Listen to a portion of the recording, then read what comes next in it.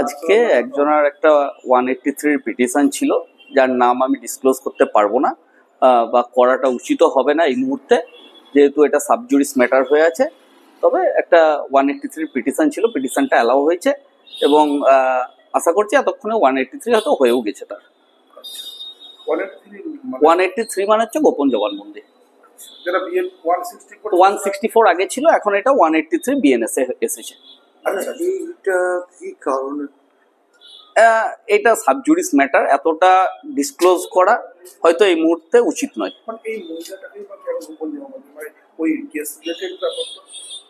এই case related ম্যাটারে নিশ্চয়ই হচ্ছে, জবানবন্দি যখন হচ্ছে তখন এই কেস রিলেটেড ম্যাটারই।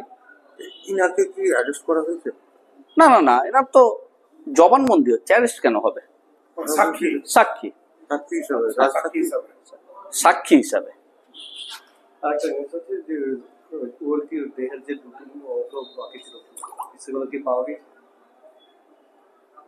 আমরা যতক্ষণ পর্যন্ত চার্জশিট না দেখতে পাচ্ছি, এগুলো মানে আন্দাজে এই কথাগুলো বলার কোনো যুক্তি হয় না।